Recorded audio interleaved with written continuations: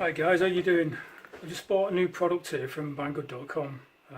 Basically, it's an aircraft lost model finder plus strobe lights. It's made by Kingkong and it's called, you can see that, an IQ 100 aircraft finder and tail light. So basically you've got two LEDs and a buzzer in the middle. You get a standard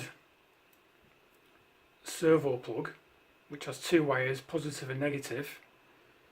It runs off 5 volts, so if you're using anything bigger than 4.8 volts like a receiver battery, then obviously you need to put it back on there. There's a small dip switch on the end here, you can see that right there on the end. You can program it. So basically to program this, when you initially plug it into your power, by the way, you can cut that off and just solder it straight to any controller basically, as long as it's 5 volts. Well, basically, yeah, you can configure this. It's got 16 different light modes on it, from beeping to flashing to strobing. The LEDs are red, green and blue, so you can get one LED flashing green, the other LED flashing blue, or strobing blue, strobing red, or whatever. Initially, when you program it, what happens is basically when you first switch it on, you get some cheesy Star Wars music just telling you that it's working. If you get all green LEDs flashing for 6 seconds, that means your buzzer's working. If you get like flashing red lights for 6 seconds, that means your buzzer's turned off. So you can turn it on and off by using the dip switch there, and you can also turn the cheesy music off as well. So just give us a sec, I'll be right back and I'll just show you what he does. Right, okay, we're back. So basically I've got a 4.8 volt battery here. It's an old NiCad battery that I've got quite a few of these actually. I've just got a standard receiver, it's a 4-channel receiver. This is how I'm going to power it. So I'm just going to plug that in there, get this orientation right. Okay, there, we've got flashing lights, we've got power, and then we'll just plug this straight in.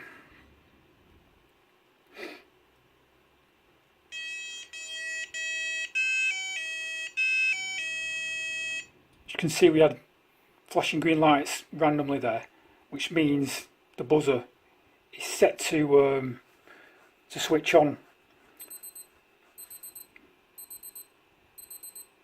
Hold on a sec, that's not the buzzer by the way. Let's turn that off. Okay, that's my alarm, not my temperature alarm. It's getting pretty hot in here. It's about 90 degrees now. So basically, the dip switch on the end here, you just click it, you can change to different colours. You get a beep every time you click it. So you get, you can get random colours. Let's turn the light off. It's a strobing effect. It goes through the red, green and blue lights. So you get 16 different combinations.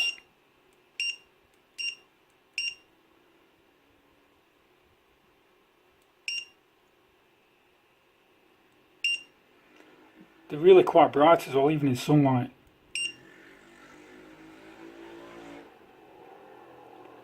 So you should be able to quite easily see your model.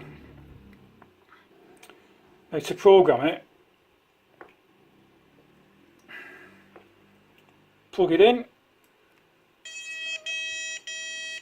click it once, that turns the cheesy music off. Again, now it's flashing green, it means the buzzer is still going to work. To turn your buzzer off, basically you plug it back in, and then you'll put your dip switch down for 6 seconds till it beeps, it goes to red.